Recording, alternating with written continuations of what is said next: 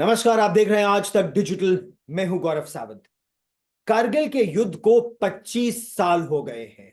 25 साल पहले उसे मिशन इम्पॉसिबल कहा जाता था। जिन ऊंचाइयों पर पाकिस्तान की सेना ने न केवल घुसपैठ की थी, बल्कि वहां अपने संगड़, अपने बंकर बनाकर भारत की सेना की आवाजाही ले लद्दाख के रास्ते पे, सियाचिन के रास्ते पर उसको रोक दिया था। तो जो द्रास, काक्सर और कारगिल की लड़ाई है, उसके बारे में तो लोगों को काफी जानकारी है। लेकिन जो बटालिक में लड़ाई हुई थी, जो सबसे भीषण लड़ाई हुई थी और जहां सबसे पहले भारतीय सेना को जीत भी मिलने लगी थी, उसके बारे में बहुत कम लोगों को जानकारी मिल पाई। और इसकी एक वजह है कि बटालिक का वो इलाका दूर था। मैं उस समय कारगिल में वो लड़ाई कवर कर रहा था। बटालिक में कई बार मुझे जाने का मौका भी मिला। ब्रिगेडियर देवेंद्र सिंह, जो आज हमारे साथ हैं, बटालिक ब्रिगेड के कमांडर हैं, रहे थे कारगिल की लड़ाई के दौरान। और उनकी जो वीरता है बटालिक ब्रिगेड के लड़ाकों की, वहां की भारतीय सेना की, वो अनपैरेलल्ड वैलर है। उसके बारे में हम विस्तार से चर्चा करेंगे। और 25 साल बाद इसके बारे में चर्चा बहुत जरूरी भी है, क्योंकि वहां की लड़ाइयों के बारे में बहुत कम लोगों को मालूम है। ब्रिगेडियर देवेंद्र सिंह, आज तक पर आपका स्वागत है। जय हिंद। ब्रिगेडियर देवेंद्र सिंह, बटालिक में जो आपकी ब्रिगेड थी, उसका वैलर अनपैरेलल्ड कहा जाता है, लेकिन उसको फॉरगॉटन ब्रिगेड भी कहा जाता है। फॉरगॉटन ब्रिगेड एक तरह से उस वीरता के बावजूद क्यों बटालिक ब्रिगेड को आपकी 70 ब्रिगेड को कहा गया? बटालिक सेक्टर जो है एक बहुत ही डिफिकल्ट और रिमोट सेक्टर था। यहाँ की प्रेस के आदमी तो बहुत थोड़े आए थे, 2 या 3 जर्नलिस्ट आए थे। उनको भी जब किसी ने हेलीकॉप्टर दिया तो उसकी मदद से आए थे। तो ये एक कारण हो सकता है। दूसरा कारण ये है कि क्योंकि सब कुछ द्रास और कारगिल सेक्टर में सड़क से कन्वीनियंस से दिखाई दे रहा था, तो उसकी रिपोर्टिंग ज्यादा हुई और कन्वीनियंट सबके लिए था। और बटालिक सेक्टर का मेन इशू है कि दुनिया ने समझा ये बहुत ही डिफिकल्ट, दुनिया के हमारे सीनियर ऑफिसर्स ने भी समझा ये बहुत ही डिफिकल्ट सेक्टर है। इसमें सक्सेस मिलना टाइम लगेगा। पहाड़ियाँ 21 पीक्स थी और दुश्मन की जो इंट्रूजन है वो लार्जेस्ट थी, 25 किलोमीटर बाय 12 किलोमीटर्स। तो ओवरऑल सोचा जा रहा था कि इसको कुछ समय लगेगा होने में। तो क्या पता, क्या विचार ये था कि पहले द्रास सेक्टर को कवर करेंगे और उसके बाद प्रॉब्ली बटालिक सेक्टर के ऊपर नजर आएगी। पर हुआ उल्टा। बटालिक सेक्टर सबसे पहले क्लियर किया गया, क्योंकि यहाँ लड़ाई लड़ने का तरीका ही थोड़ा सा डिफरेंट रहा है। शुरू में हमने अटैक्स जिनका सक्सेस नहीं था उनको नहीं किया, पर साथ साथ में हमने दुश्मन को एनसर्कल किया। जो उसके नीचे पानी के जितने रिसोर्सेज थे, नाले थे, उनसे उनके अंदर जाके लाइन ऑफ कंट्रोल पहुंच के हम 30 मई को लाइन ऑफ कंट्रोल पे पहुंच गए थे एंड जी, उसको दुश्मन को एनसर्कल कर लिया था। दुश्मन अच्छा, साढ़े तीन इसके सौ आठ बारे में सौ हम फुट पर विस्तार बैठा से था। बात करेंगे, और विस्तार से थोड़ा सीक्वेंस, क्योंकि अपने दर्शकों को हम ये भी बता दें कि बटालिक का जो सेक्टर था, वहां पर एक, पहुंचना बहुत कठिन था। दूसरा, इंट्रूजन के बारे में सबसे पहले पता बटालिक ही सेक्टर में चला था, जब वो 2 शेपर्ड्स हमारे ऊपर गए थे। जो वो 5 गांव, जिन्हें आज भी वो आर्यन विलेज कहा जाता है बटालिक सेक्टर में, जब वो दोनों शेपर्ड्स ऊपर गए तो उन्होंने काले कपड़ों में कुछ लोगों को देखा और इसकी जानकारी भारतीय सेना को दी। ये लगभग 3 मई के आसपास की बात है। लेकिन ब्रिगेडियर साहब, आप जम्मू कश्मीर में तैनात थे, आपकी ब्रिगेड जम्मू कश्मीर में तैनात थी। तब तक कारगिल की लड़ाई शुरू भी नहीं हुई थी, लेकिन आपको मूव करने को बोला गया था लद्दाख की तरफ। यह कब की बात है और ऐसा क्यों? 70 इन्फेंट्री ब्रिगेड पहले भी लद्दाख में था, पर 1997 इलेक्शंस के लिए इसको नीचे श्रीनगर में लाया गया था और गांदरबल से लेके जुजीला तक डिप्लॉयड थे। और गांदरबल के अंदर जो फरूक अब्दुल्ला साहब की विक्ट्री हुई है इलेक्शंस की, उसमें पूरी हमने सिक्योरिटी प्रोवाइड की थी करके। पर 97 इलेक्शन के बाद 1998 में जबकि फायरिंग लेवल बहुत हाई हो गए थे द्रास सेक्टर में और कारगिल सेक्टर में, तो विचार ये हुआ कि वहाँ आपकी ज़रूरत वापस है।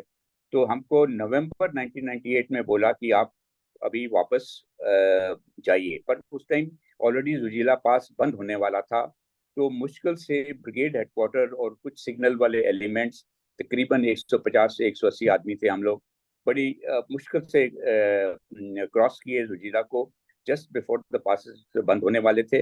एंड आके हम लोग खालसी में आके पहुंच गए। एंड रात को फायरिंग हो रही थी हमारे ऊपर, नाइट मूवमेंट किया, कारगिल पहुंचे एक्सेट्रा। तो ये उस टाइम की कहानी है।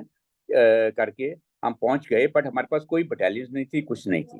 तो इतनी देर में फिर हमको टाइम मिल गया एज अ हेडक्वार्टर कि हमने सबकी जो होता है आमतौर पे आर्मी में एंड लद्दाख सेक्टर में, कि दिसंबर जनवरी में वॉर गेम चलती हैं ब्रिगेडों की, डिवीजन की, फिर कोर की वॉर गेम हुई थी 7 अप्रैल।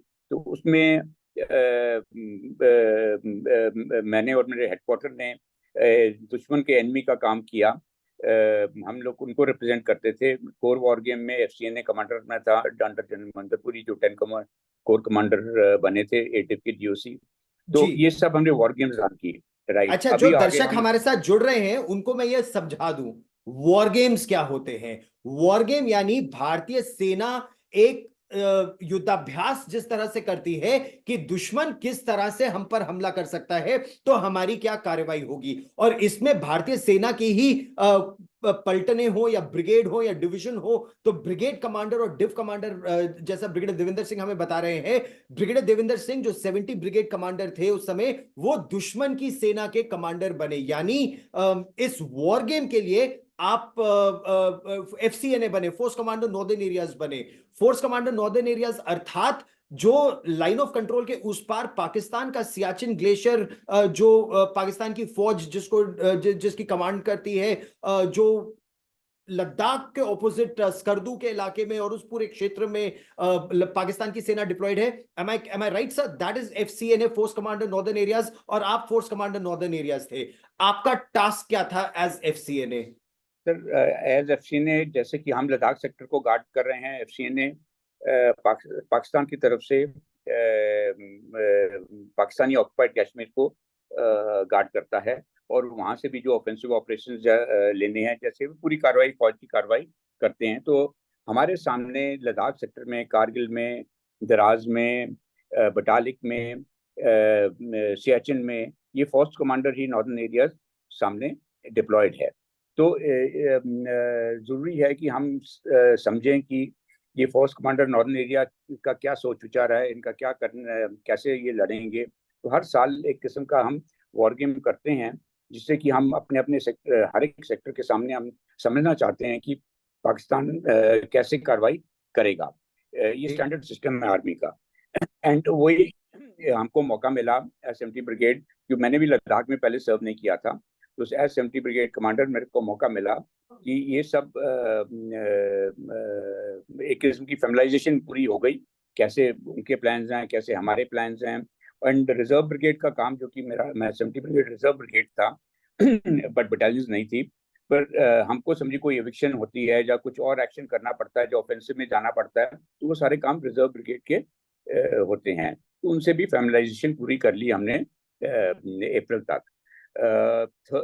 उसके बाद जो मेन कार्रवाई हमारे सामने आ रही थी, क्योंकि फायरिंग इतनी हो रही थी कि नेशनल हाईवे को, जो कि जुजीला से ले को जाता है वाया कारगिल, उसको कैसे ओपन रखा जाए विद मिनिमम इंटरफेरेंस। तो ठीक। उसके ऊपर हम जोर दे रहे थे। तो उस जोर देने के लिए बातचीत चल रही थी कि भी किसको कैसे करें, बिकॉज 1 to 1 इन्फेंट्री ब्रिगेड जो डिप्लॉयड था जुजीला से लेके बटालिक तक, जी। चोरपाटला तक, तो उसके ऊपर भाई ये उनके लिए बहुत मुश्किल हो रहा था, बिकॉज वो लाइन ऑफ कंट्रोल भी गार्ड कर रहे थे और नेशनल हाईवे के ऊपर इतनी फायरिंग हो रही थी, आईडी लग रही थी, तो उनको कैसे मैनेज किया जाए।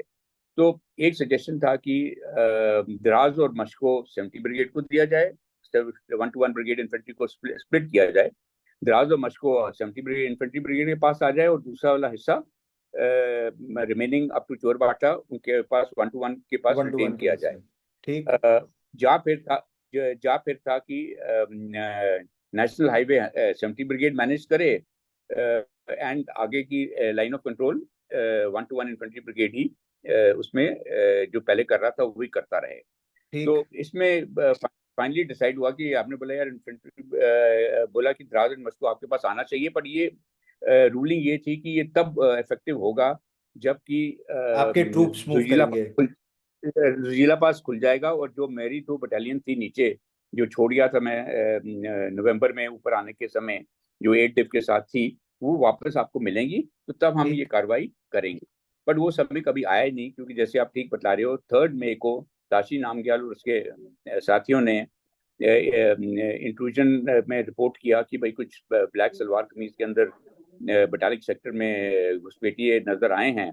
एंड ठीक। इसको कंफर्म करने के लिए 3 पंजाब, जो कि 121 इन्फेंट्री ब्रिगेड की एक बटालियन थी बटालिक में, जी। जिनका एरिया ऑफ इलाका उनका था, गैप्स था, ये 25 किलोमीटर गैप था, बट गैप को भी कवर करने के लिए जिम्मेदारी का इलाका उनका ठीक। पड़ रहा था, फ्रॉम बटालिक टू चोर बाटला। तो उस एरिया में उन्होंने पेट्रोल भेजा।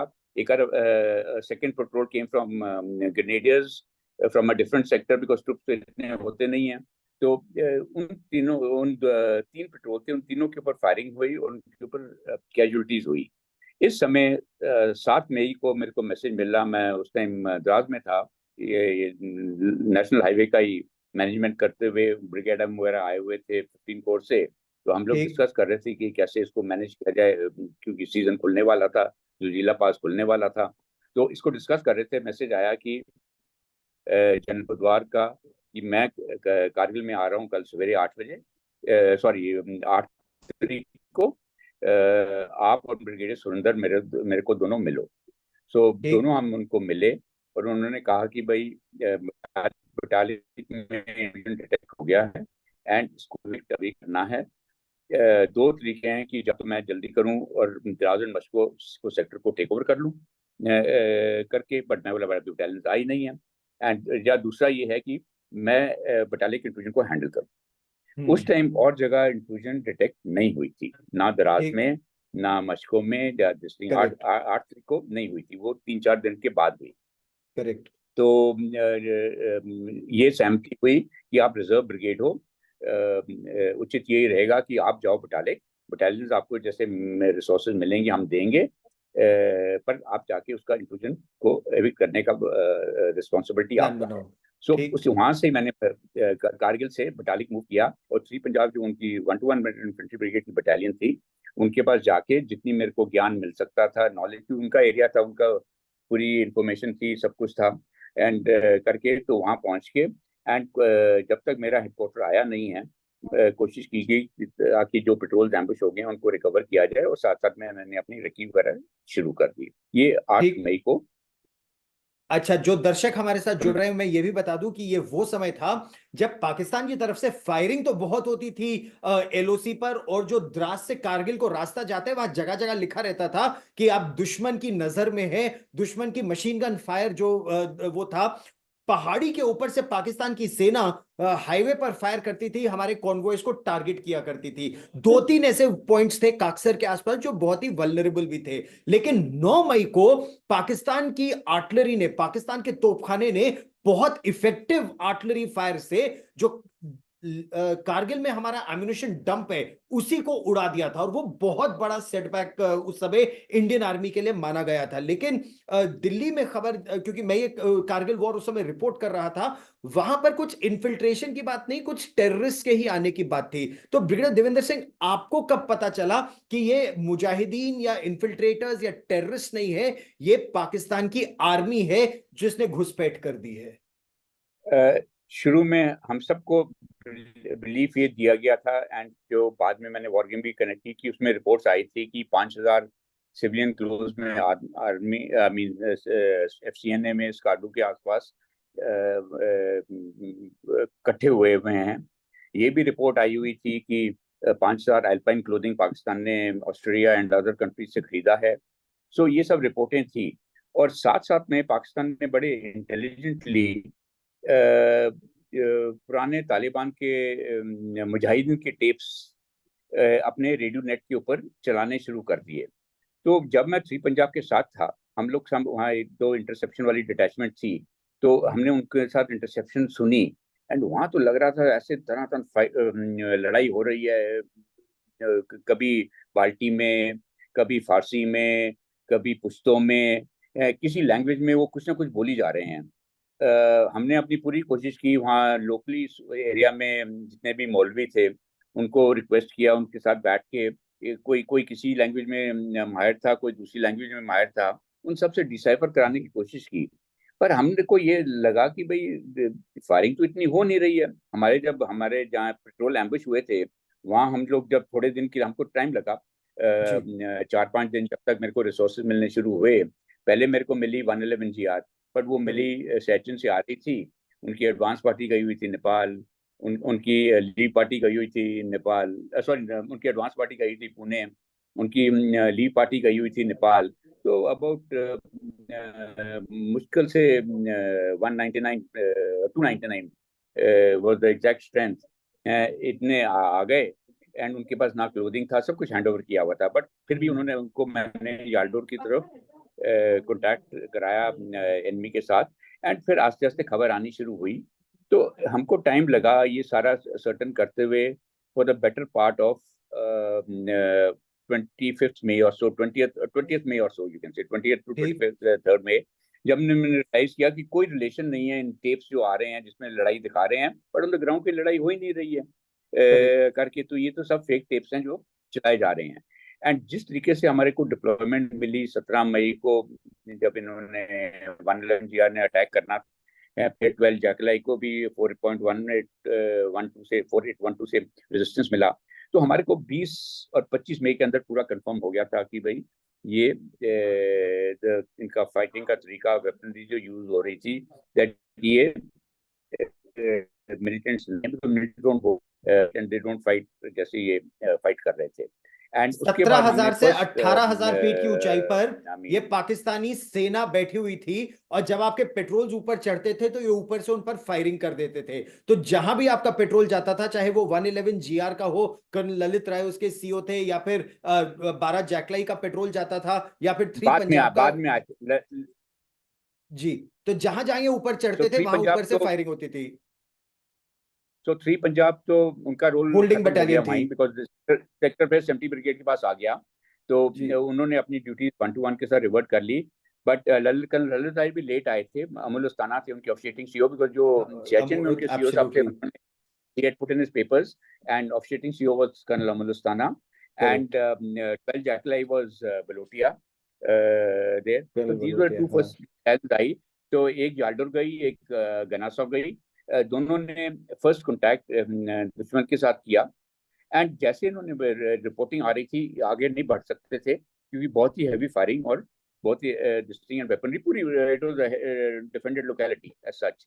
तो वी रियलाइज दैट ये नहीं था। फिर हमने लद्दाख स्काउट को थोड़ा सा इन्फिल्ट्रेट कराया जुंगलुंग के अंदर, एंड हमने 30th May को हम पहुंच गए थे इन्फिल्ट्रेट करते करते लाइन ऑफ कंट्रोल तक अलोंग द वाटरवे।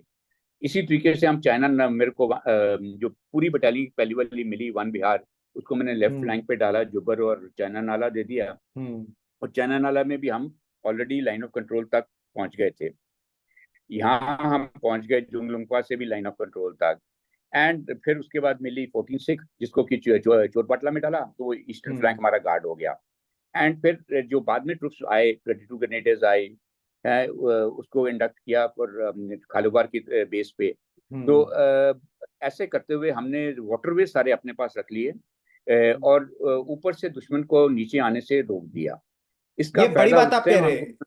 ये बड़ी बात आप कह रहे हैं, यानी पाकिस्तान की सेना ऊपर चढ़ी हुई थी, लेकिन पानी लेने के लिए तो उनको नाले में आना पड़ता था, और आपने पाकिस्तान की सेना का नाले में आने का रास्ता या पानी लेने का रास्ता रोक दिया, और आप एलओसी तक पहुंच गए थे, तो आपने दुश्मन को अंदर ही ट्रैप कर लिया कि उसके पास रसद और सामग्री एलओसी के उस पार से नहीं आ सकती थी। Do I understand that correctly sir? Absolutely आप ठीक हो, बट जो मैं इंसर्कलमेंट की बात कर रहा था वो 100% नहीं थी, क्योंकि जब हम एलओसी पे पहुंचे तो सर्टन एरिया वाटरशेड का उनके पास था। ठीक। 6 से 7 किलोमीटर उनके पास एरिया था, जिसके अक्रॉस एक वो डक्ट कर रहे थे, और उनके पास सेंट्रल एक एरिया रिजर्व था, मुंथो डालो एक किस्म का बाउल हाँ। एरिया था, जिसके अंदर जुब्बर एक तरफ था, कुक्करथांग नीचे था, और खालूबा रिज लाइन ईस्ट की तरफ थी। तो ये हम्म। एरिया हमारे पास एक्सेसिबल नहीं था, तो इनके पास वहां से रिसोर्स, इनको पानी और ये चीज मिल रही थी, पर इनके लिए वो बड़ा मुश्किल हो रहा था कि सब कुछ वहां से लाना पड़ रहा था। तो इसी चीज को और मंटो ढालों हमको में बाद पाकिस्तान की में सेना का एक कैंप भी था जहां पर उनकी रसद सामग्री सब बहुत बड़ी मात्रा में उन्होंने इकट्ठा की थी, उनके सिपाही भी बड़ी संख्या में वहां तैनात थे। एकदम ठीक कह रहे हैं, वहां उनके हेलीकॉप्टर वाटरशेड के क्रॉस आते भी थे और जाते भी थे उनको रिइंफोर्समेंट और लॉजिस्टिक्स रीसप्लाई करने के लिए। तो वो सारी लड़ाई में चलता रहा। लेटर ऑन मंथो डालो became the prime target of the air force because pin point firing by the air force बहुत ही मुश्किल था। आर्टिलरी के लिए मुश्किल था, तो उनके लिए तो बहुत ही मुश्किल था, क्योंकि वेपनरी हाई एल्टीट्यूड पे the avionics completely change because ballistics change, right? So the ballistics change and therefore हम ट्रस्ट नहीं कर सकते थे। आर्टिलरी के साथ भी सोचना पड़ता था कहाँ कहाँ हम ठीक तरीके से फायर करें ताकि अपने ट्रुप्स के ऊपर ना फायर हो जाए, क्योंकि एक छोटा सा मिस हो गया कहीं राउंड नीचे वैली में जाके कहीं दूर गिरता था। एंड बड़ा मुश्किल था वो कोरिलेशन करना कि कौन वहां बैठा है कौन नहीं बैठा, कौन सा राउंड मिस करेगा, ट्रेजेक्ट्री, ये चीजें मुश्किल थी। तो इसलिए हमने सोच समझ के लिमिटेड यूज किया था। बट जैसे मुंथो डाला था, बाउल था, उसके अंदर एयरफोर्स ने कमाल से काम किया, हमारे आर्टिलरी ने बड़े कमाल से काम किया, ताकि उनको हम उसमें पाउंड करते रहते थे, करके जो भी हमारे को इन्फॉर्मेशन थोड़ी सी सैटेलाइट वाली वो भी मिलती थी, कहाँ उनका कुछ है, ये कैंप है, कैसे है। उस टाइम ड्रोन तो होते नहीं थे, बट जी हमको जो जैसी खबर मिलती थी हम उसके मुताबिक टारगेटिंग करते थे। सर, बटालिक में तोपखाने की भूमिका, आप एक गनर ऑफिसर हैं, आप एक ने एक इन्फेंट्री ब्रिगेड को कमांड किया, तो आपको बहुत यूनिक एक्सपीरियंस है कि तोपखाना किस तरह से काम करता है और इन्फेंट्री किस तरह से ऑपरेशंस को अंजाम देती है। और यहां पर दोनों की बहुत महत्वपूर्ण भूमिका थी। जो वो 155 मिलीमीटर तोपें थी कारगिल में, बटालिक में वो जो हाई एक्सप्लोसिव एक्सटेंडेड रेंज ही राउंड्स थे, वो आप लोग कहाँ फायर कर रहे थे और बोफोर्स वहां कितनी इफेक्टिव थी? बटालिक में आर्टिलरी लिमिटेड थी, एक ही बॉफर्स रेजिमेंट थी, बट मैं बहुत लकी था, ये वही रेजिमेंट थी जो मैंने कमांड की थी जी एज अ गनर ऑफिसर। सो मेरे पास उनके ऊपर हक था। एंड 307 मीडियम रेजिमेंट, एंड इस यूनिट ने इतना फायर किया, इतना फायर किया कि बाद में इनकी सारी इक्विपमेंट को वो जो कहते हैं कि इसको स्क्रैप में भेजना पड़ा, बिकॉज उसके बाद उनकी residual life, EFC value, barrel की सब कुछ खत्म हो चुकी थी। बट देयर वर दो फील्ड ऑफ द यूनिट थी, 15 फील्ड और 4 फील्ड करके। बट बॉफर्स की यूटिलिटी बहुत ज्यादा थी, क्योंकि ये हाई एंगल में बड़े आराम से फायर कर सकती थी। एंड बटालिक की जो कॉन्फ़िगरेशन है, बटालिक में हमको शॉर्ट रेंज पे फायर करना पड़ रहा था, क्योंकि पूरा एरिया ही खाली डेप्थ हमारे पास थी 10 किलोमीटर लाइन ऑफ कंट्रोल था। एंड जो हमारे ऑब्जेक्टिव थे, हमारा डिप्लॉयमेंट एरिया बहुत लिमिटेड था, इंडस रिवर के ऊपर के साथ साथ रोड जाती थी, उसके बाद सारे रिजेस पास में थे। तो फायर करने के लिए हमको ज्यादा तौर पे हाई एंगल पे फायर करना पड़ रहा था। वो बहुत मुश्किल है। 105 आईएफजी या एलएफजी जो गन होती है, जो फील्ड रेजिमेंट इक्विप्ड हैं, उनके लिए बहुत मुश्किल है, बिकॉज आपको डिप्रेस करना पड़ता है, गन को लोड करना पड़ता है, फिर एलिवेट करना पड़ता है, फिर फायर करना पड़ता है।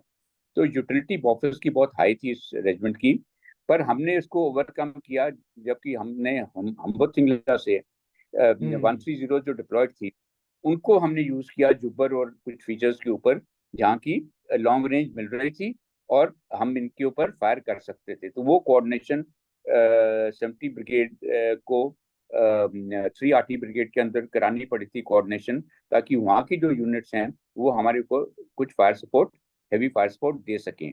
बट आर्टिलरी की भी और एयरफोर्स की, जैसे मैं कह रहा हूँ कि मिनिमम यूटिलाइजेशन वाज नॉट इतना नहीं था जितना कि उधर था अपना द्रास द्रास में था। और सेक्टर में था।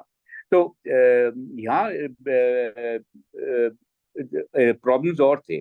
यहाँ क्या प्रॉब्लम था कि हमने स्टार्ट किया था 0 बटालियन से, ट्रुप्स आपको मिल रहे थे, एंड हम कंपार्टमेंटाइज्ड ब्रिगेड थे। इसका मतलब देयर 5 पूरे कंपार्टमेंट थे। वन इज चाइना नाला, देन गारखुन नाला, देन जुंगलुंगपा, देन चोर बाटला वाला। तो ये सारे कंपार्टमेंट्स थे। इनमें एक बारी आप अंदर चले जाइए, एक यूनिट को डाल दीजिए, जब मैं भी चला जाऊं तो 4 से 5 दिन लगते थे वापस आने में, बिकॉज हम लोग जो फाइट कर रहे थे, हमारा कॉन्टैक्ट पॉइंट 2 दिन रोड से आगे था। जी, हम लोग सब मैनपैक पे फायर कर रहे थे, रोड हमारे पास खाली इंडस रिवर के मेन साथ मेन था। अभी एक्सेस जाओ, मैं था। गया था। हाँ हाँ, वही एक सपोर्टिंग एंड वो बेल्ट खाली 50 मीटर की बेल्ट थी जो हमारे पास डिप्लॉयमेंट एरिया था।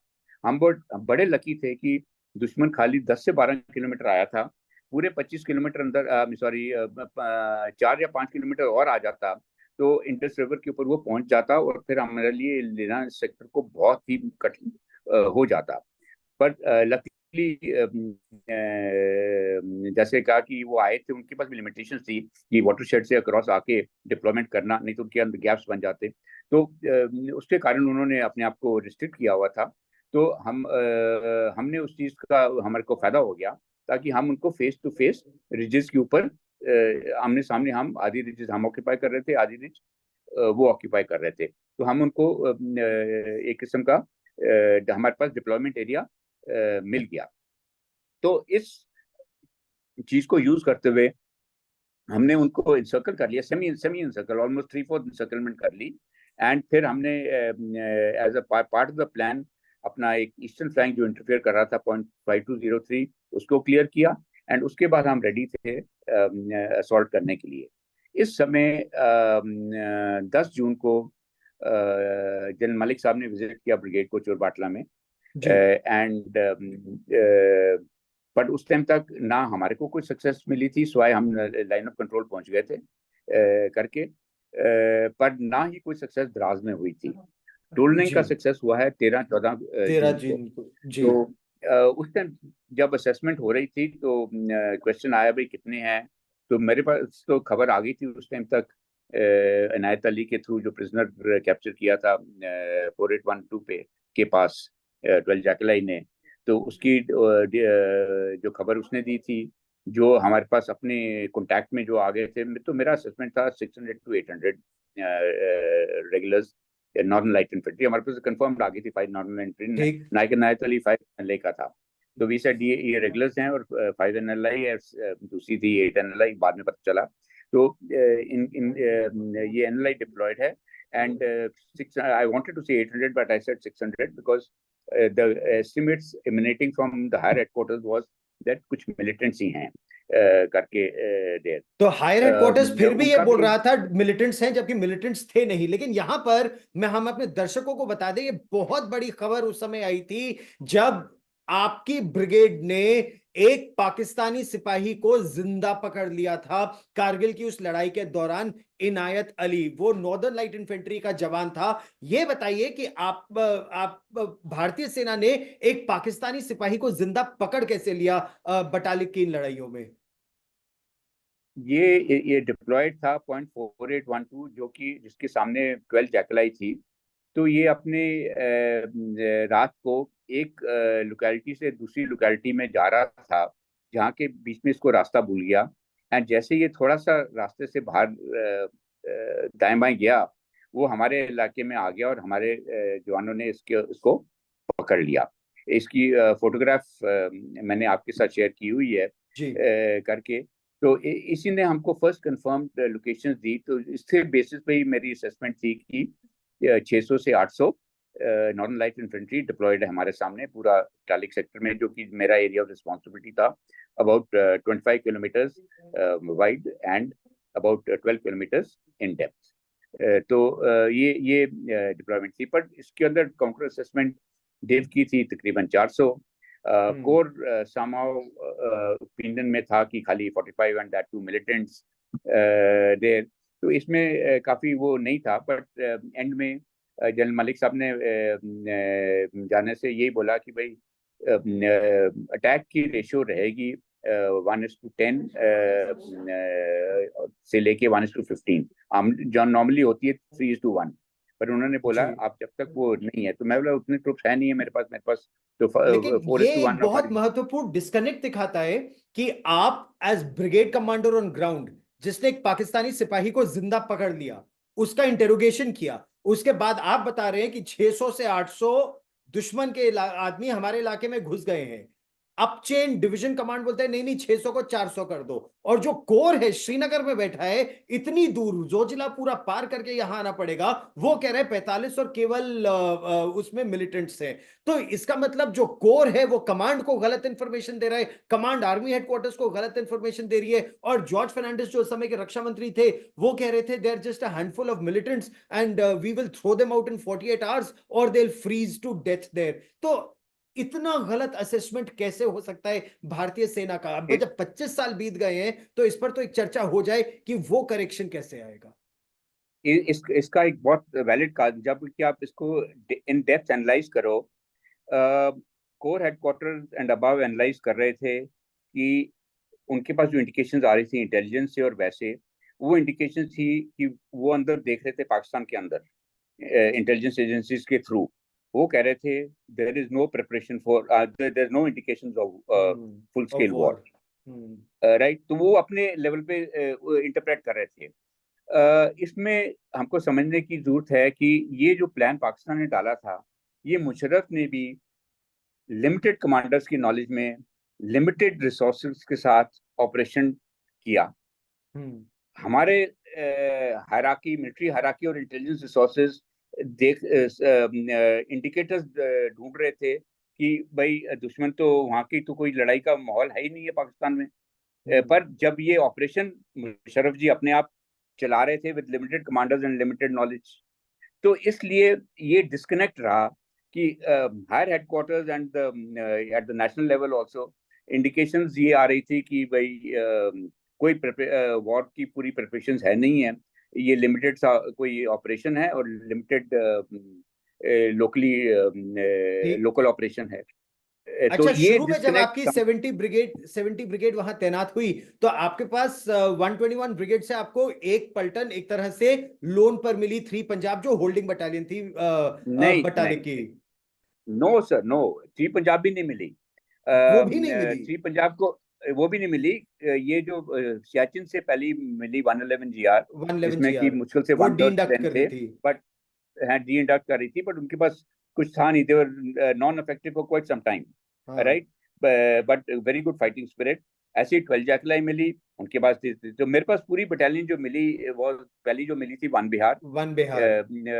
वन बिहार है। उसको मैंने फिर अपने वेस्टर्न फ्लैंक में डाला ताकि मेरे को थोड़ी सी सिक्योरिटी हुई वेस्टर्न फ्लैंक की और चैना नाला जी। की। फिर दूसरी मिली 14 सिख, जिसको कि मैंने चोरबाटला ईस्टर्न फ्लैंक में डाला, चोरबाटला के ऊपर, तो वो सिक्योर हो गया। और फिर मैंने कॉन्सेंट्रेट किया सेंटर में जहाँ ब्रिगेड टैग था, और ये लद्दाख स्काउट के कुछ कंपनीज थी। ये दोनों थे। 12 जैकले इतनी देर स्ट्रेंथ में बिल्टअप हो गया जल्दी। 111 को थोड़ा सा टाइम लगा कि उनके बंदे नेपाल से आने थे, एक्सेट्रा देर।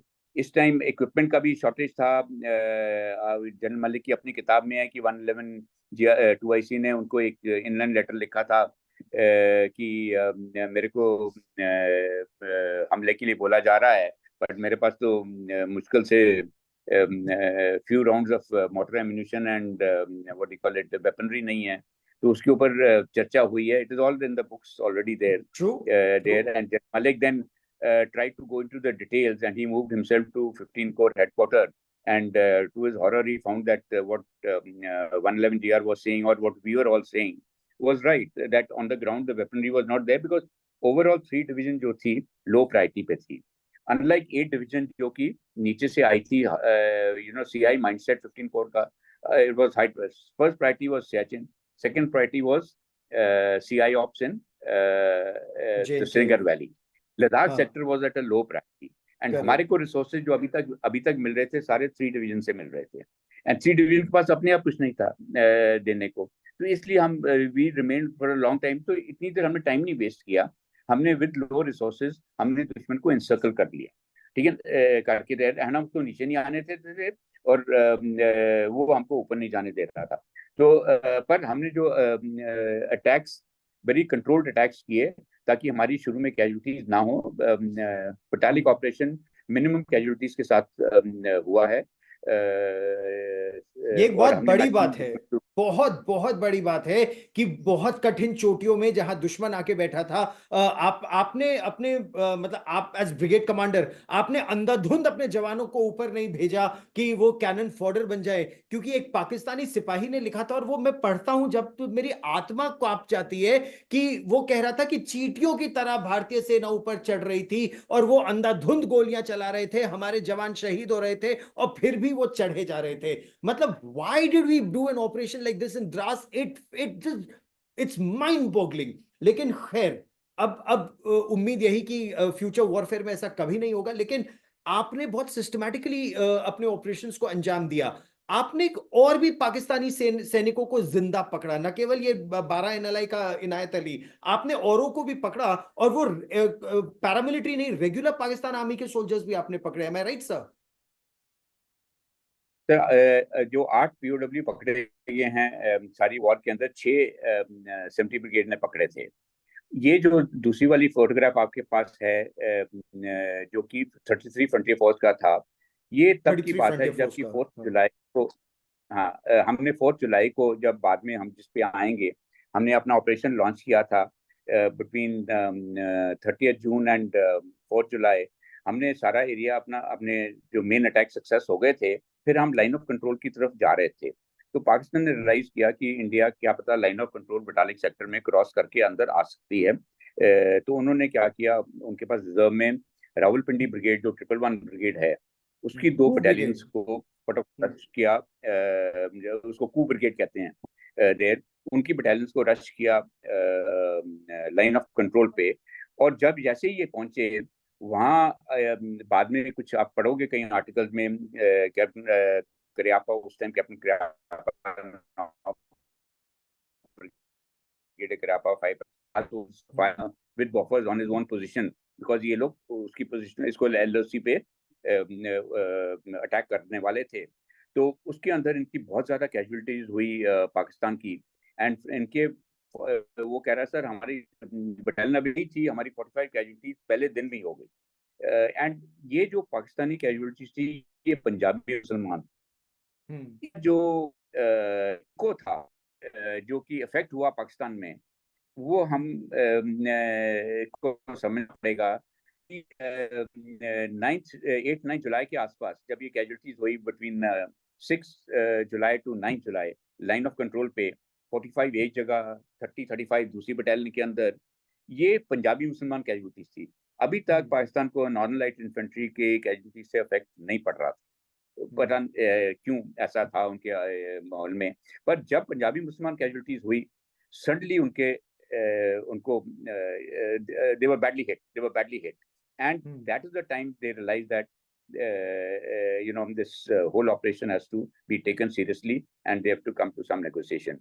So जो बटालिक सेक्टर का ऑपरेशन था, एक तो ये सबसे पहले 9 जुलाई को कंक्लूड हो गया, लाइन ऑफ कंट्रोल पहुंच गए। बट इसका जो इफेक्ट था कि इसने पाकिस्तान के अंदर एक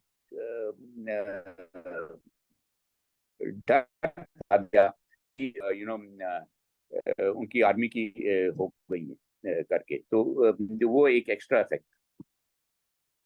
जी जी। और इससे पाकिस्तान काफी घबरा भी गया था, क्योंकि जिस तरह से पाकिस्तान आर्मी की, रेगुलर पाकिस्तान आर्मी की कैजुअलिटीज होने लगी, केवल नॉर्दर्न लाइट इन्फेंट्री की नहीं, बल्कि फ्रंटियर फोर्स की कैजुअलिटीज या पाकिस्तान के पंजाबी मुसलमानों की कैजुअलिटीज होने लगी। पाकिस्तान जब बौखला गया, उसके बाद क्या उसने अपने ऑपरेशंस बढ़ाए, या फिर जो खबरें हमको भी मिली उस समय भी कि पाकिस्तान सप्लाई ही नहीं कर पाया अपने जवानों को, वो भूखे प्यासे मर गए, कईयों के मुंह में केवल बर्फ और नमक था, और इस तरह से पाकिस्तान के सिपाही मर गए। पाकिस्तान आर्मी ने उनको कोई रिसोर्सेज तक नहीं दी बाद में। तो जैसे मैंने बोला, नॉर्दर्न लाइट इन्फेंट्री जो अंदर आई थी, उनके they were officered by the special services group. इनका भी डिस्कनेक्ट था, बिकॉज ऑफिसर्स कहीं बाहर से आए, इनको इकट्ठा करके भेज दिया था। तो शुरू में तो ठीक लगा, बट उसके बाद इनका थोड़ा सा डिस्कनेक्ट निकलना शुरू हो गया, जैसे कि इनके लॉजिस्टिक्स के हाल बुरे होने शुरू हो गए। जैसे पानी की बात कर रहा था मैं, जबकि ऊपर जैसे जून आ गया, जून का महीना आ गया, इनके पास पीने का पानी नहीं था। तो ये ऊपर जाम हमारे ट्रुप्स भी वही करते हैं, हम तो खाली स्नो को मेल्ट करके पीते हैं, बट उस टाइम स्नो कम होनी चाहिए, क्रेविसेस के अंदर स्नो थी। उस स्नो के ऊपर ये जो पी रहे थे उसके अंदर ऑलरेडी आर्टिलरी फायर के अंदर कंटेमिनेशन हो गई थी करके, सो एक्सप्लोजिव कंटेमिनेशन वाला ये स्नो मेल्ट करके पी रहे थे, तो इनके अपने प्रॉब्लम्स शुरू हो गए थे करके। और जब हमारा जो फाइनल असॉल्ट हमने किया था, क्योंकि हमने प्लान किया था आफ्टर जनरल मलिक विजिट 10 जून, मेरे को कुछ रिसोर्सेज मिले तो मैंने अपना ईस्टर्न फ्लैंक क्लियर 520 से हमने 21 जून को कर लिया था। टूलिंग हुआ था 13-14 जून, हमारा फर्स्ट मेजर सक्सेस हुआ था 21 जून। बट उसके बाद मेरा once eastern flank was clear था, हमने 28 जून को एक साइमल्टेनियस अटैक लॉन्च किया वेस्टर्न फ्लैंक से 2 बटालियन के साथ। 17 गढ़वाल उसमें शामिल थी और 1 बिहार, एंड ईस्टर्न फ्लैंक से Ladakh scouts, 22 grenadiers with battalion less 2 companies of 111 GR in reserve, and Khalubar के ऊपर, एंड 4812 के ऊपर 12 जैकलाई, एंड कोकरथांग को होल्ड कर रही थी 2 कंपनीज ऑफ 111। तो ये अटैक जब हुआ, इसका बहुत जरूरी था, इसका अहमियत थी इकट्ठा करने का, नहीं तो क्या उनका था, सारी हमारी रिलायंस इंटरकनेक्टेड थी पाकिस्तान साइड से, तो नहीं तो हम एक फीचर को अटैक करते तो उन्होंने क्या करना था, रीइंफोर्समेंट्स दूसरी जगह से ले लेनी थी, तो हमारा ऑपरेशन नॉन स्टार्टर होना था। ये चीज हमको ग्राउंड पे बड़ी जल्दी समझ आ गई थी, तो इसलिए हमने शुरू में अपने फालतू के अटैक्स होने से मैं रेजिस्ट किया था प्रेशर कि कोई एक फीचर अटैक कर दो, वैसी कहानी नहीं होने देनी, हमको अटैक वहीं करना है जहाँ की हमारे को सक्सेस के चांसेस हैं करके। तो उसके काफी प्रॉब्लम्स हुए, but we got our way, and in the end we delivered first because of that reasoning. 70 brigade delivered first, and by 9 like I said हमने 30 जून को शुरू किया, 4 या 5 जुलाई तक हमने ऑलमोस्ट फीचर्स सारे पहुंच गए थे हम ऊपर, एंड उसके बाद दुश्मन का कोलैप्स शुरू हो गया, वो भागे एलओसी की तरफ। हमने 3 दिन के अंदर उनको चेज करके लाइन ऑफ कंट्रोल को पहुंच गए, and by 9th July the whole entire LOC was captured. I have shared 10 July का हिंदुस्तान टाइम्स का cutting with you. General Malik also mentions in his own book there. The 9th July Batalik sector was completely 100% cleared, right there. Whereas the fighting continued till 26 July when the operation was called off, but that was consolidated. वो खाली consolidation थी, that was only consolidation and nothing else. इसके मैं 2-3 चीजें mention करना चाहता हूँ कि our battalions की जो the cohesiveness on the system of functioning is so standardized that मैं यही वंडर कर रहा था कि भाई हम 70 ब्रिगेड 0 बटालियन से 11 बटालियन तक पहुंच गया, कितने 60 डेज के अंदर, राइट। बट हमने किसी ने एक दूसरे के साथ काम नहीं किया था, मैं कहीं सीओस को तो मिला भी नहीं, मैं को खाली on the phone only say go in induct and talk.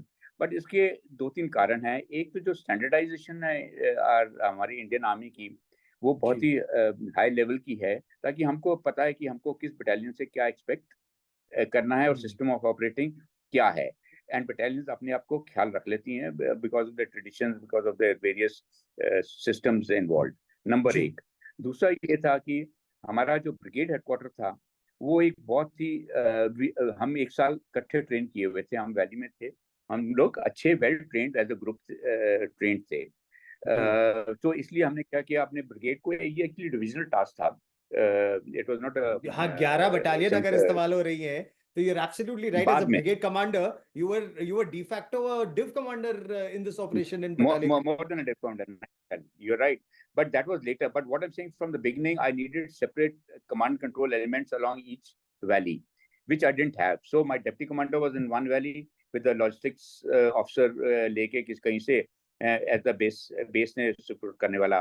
My Indrapal, my BM, was in Junglungpa, very well. Later on he just retired as Major General there. Brilliant. He was well head in Junglungpa, and at the base was the logistic officer. I was on Ganasok 0.4812, और से शायद वो 900 भी metres. शायद 2 दिन का road head से 2 दिन का वॉक था जो आपका ब्रिगेड हेडक्वार्टर्स था, if I remember correct correct correctly. क्योंकि मैंने करेक्ट आने का करेक्ट प्रयास किया था एंड और मैं उस समय नहीं पहुंच पाया था क्योंकि मेरे को रोज अपनी रिपोर्ट्स फाइल करनी होती थी। तो मैं रोड हेड से हमने वॉक करना शुरू किया और फिर मिडवे, जबकि मेरे पास एक थुराया सैटेलाइट फोन था, लेकिन I had to come back. However I must add, आप जहां पर थे वहां तो मतलब आज भी सड़क से जाने में, अब जब सड़क बन गई है उस पूरे इलाके में, कई घंटे लग जाते हैं। और अब तो उस पूरे इलाके में 17,000 फीट की ऊंचाई पर भी जुवार के आसपास प्रॉपर रोड्स बन गई है सर। तो आपने तो अभी जाकर यू राइट। देखा भी होगा। मैं अब आज हमारी सुरक्षा कैसी है उस पूरे क्षेत्र में? पाकिस्तान इस इलाके में क्यों घुसना चाहता था? क्या सियाचिन को कट ऑफ करना उसका मकसद था कि हम लोग सियाचिन तक ना पहुंच पाए? और क्या ऐसा दुस्साहस पाकिस्तान दोबारा कर सकता है? बिफोर दैट मैं इसको खत्म कर देता हूँ जो मैं बोल रहा था कि ब्रिगेड एलिमेंट्स को ऐसे डिवाइड करके हमने कमांड कंट्रोल करके हमने एक मिनी डिव हेडक्वार्टर का काम किया, ताकि हमारे पास 3 डिफरेंट कमांड कंट्रोल एलिमेंट थे। हम्म।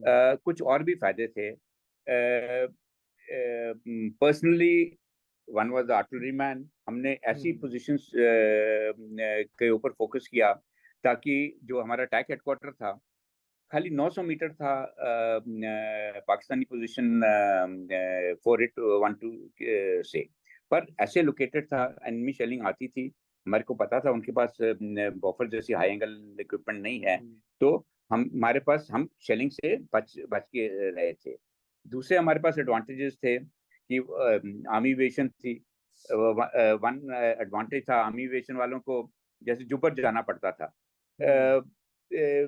मेरे को विजिट करना है वन बिहार को, तो मेरे को तो 3-4 दिन लग जाने थे चढ़ते हुए वापस आते हम्म। हुए करते हुए। अभी क्या था, हेलीकॉप्टर में जाके वो एक लेज के ऊपर खड़ा होके बिना डोर के जाते थे, बाहर निकले, मिले 2 घंटे के बाद हेलीकॉप्टर आ जाता था कार्रवाई करके आपको ऐसे ही खड़े खड़े एज पे होवर पे ही आपको पिकअप कहीं साइड पे कर लेता था।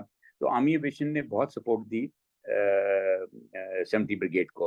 हमारे जी। जो रातों रात हमारे पेट्रोल अंदर जाते थे जुमलों के पास से कैजुअलिटीज आते थे, उनको सबको वो गनासॉक से ही वापस ले जाते थे sleeping bags. So that was there. Then the great advantage was that one had just come from College of Combat and been a kind of a senior command instructor there. तो जो हम्म। हमारे को सीओस थे और 2IC थे, वो कहीं ना कहीं मिलाप था। हम एक दूसरे हम्म। को जानते नहीं थे, बट कहीं ना कहीं हमने इकट्ठे एक कोर्स किया था। जब मैं ले रहा था कोर्स, जब वो स्टूडेंट थे, तो कुछ जान जी। पहचान कनेक्ट था। And the biggest advantage in 70 brigade headquarter was deputy commander infantry का था, MLI का hmm. Vinu Thomas, late now no more there. BM engineers का था, जो DQ था वो आमिर कौर था, नवदीप माथुर। क्या बात है! सो तो पूरी भारतीय सेना राइट, एक तरह सो से सारी रिप्रेजेंटेड थी और काम कर रही थी एक साथ। एग्जैक्टली। बढ़िया। तो जो डिव पाकिस्तान हेडक्वार्टर के पास बटालिक होती। सेक्टर में, बटालिक सेक्टर में जो पाकिस्तान घुसा, क्या एम सियाचिन में कट ऑफ करना था? और अगर हम नहीं हटा पाते तो क्या नुकसान था? सर मेरे को राइट इन द बिगनिंग जो वॉर गेम में हमने प्ले किया था, there was a contradiction that कुछ ना कुछ होना था। जैसे मैंने एक बार पहले भी अभी आपके इंटरव्यू में बोला, there were enough indications that 5,000 civil close में आदमी स्कार्डू में डिटेक्ट किए गए। इंटेलिजेंस कम्युनिटी को पता चल जाता है, उन्होंने ये इन्फॉर्मेशन दी थी। उन्होंने ये भी बोला था 5,000 सेट ऑफ एल्पाइन क्लोथिंग खरीदे गए हैं। अभी क्या था कि जब हमने वॉर गेम प्ले की एंड को कमांडर साहब बैठे थे, आर्मी कमांडर साहब खन्ना साहब बैठे थे, राइट, वो डिस्कशन हुआ कि ये क्या करेंगे आके। तो जब हमने इंट्रूजन प्ले की, वो उनका कहना था इस इंट्रूजन से कुछ फर्क नहीं पड़ने वाला, क्योंकि फायरिंग वो अभी भी नेशनल हाईवे पे कर रहा है, और जो फोर्स लेवल चाहिए वो उनके जी। पास नहीं है नेशनल हाईवे कट करने का। ठीक है ना। So the best option would for Pakistan would have been if you could, उन्होंने नेशनल हाईवे द्रास सेक्टर में काट कट कर दिया था। देते। ठीक है। पर वो उसके लिए फोर्स लेवल्स मैंने वॉरगेम में मांगे थे 2 battalions, but like I said wargame is controlled by the, I mean at every level by the whichever commander it is there. तो वो मेरे को डिनाई किया था, क्योंकि उन्होंने बोला कि मेरे को कोई एडिशनल ट्रुप्स आते हैं FCNA में, मेरे को खबर हम्म। मिल जाएगी, तो देयरफॉर नहीं होगा करके। एंड ये आप आके बैठे रहोगे, कितनी देर तक रहोगे, विंटर्स में क्या करोगे? तो आई सेड विंटर्स में वापस जाना पड़ेगा, जब बहुत थिनिंग आउट करनी पड़ेगी, बिकॉज हम इतना ग्रुप्स मेंटेन एज अ पाकिस्तानी commander I can't maintain across the thing. तो कहते क्या फर्क पड़ता है, क्या है। बट इस चीज को नजर में रखते हुए सिविलियन कॉन्वॉयज के ऊपर क्या इफेक्ट पड़ेगा, वो भी क्वेश्चन आया। सो जो बातचीत हुई उसके अंदर यही बोला यार ये मिलिट्री वॉर गेम है, let's concentrate on the military war game, the civilian aspect will take care of later, right? So all this transpired and my own understanding was that ये infiltration नहीं होगा, whereas core headquarter का mindset because of 10 years of militancy, 10 years of confidence, वो कहते हैं आके ये Ladakh sector से चले जाएंगे कश्मीर की तरफ, कश्मीर वैली में। तो उनका माइंडसेट इसलिए काफी पेट्रोलिंग, काफी फोकस इस चीज के ऊपर था, ना कि लाइन ऑफ कंट्रोल के ऊपर, इंट्रूजन के ऊपर। ये जो माइंडसेट था, can't blame them also because they had been 10 years into the insurgency. They felt that this is a way to 1998 में इंसर्जेंसी खत्म हो रही, ऑलमोस्ट खत्म हो गई थी। तो उन्होंने बोला यार इसको रिवाइव करने के लिए जो हमने प्ले किया था, ये थोड़ा सा एरिया लेंगे, उसको डिक्लेयर करेंगे as part of Pakistan, new occupied, you know that digitally occupied Siachen का बदला वो कारगिल और बटालिक के इलाकों में वो इलाका लेकर लेना चाहते थे। Brigadier Devendra Singh, so happy and so privileged to talk to you about Kargil operations once again after 25 long years. Kargil में आपसे मुलाकात हुई, कारगिल के बाद हुई, 10 साल बाद हुई, और अब 25 साल बाद आपसे फिर भेंट हो रही है। बहुत बहुत धन्यवाद आप हमारे साथ जुड़े।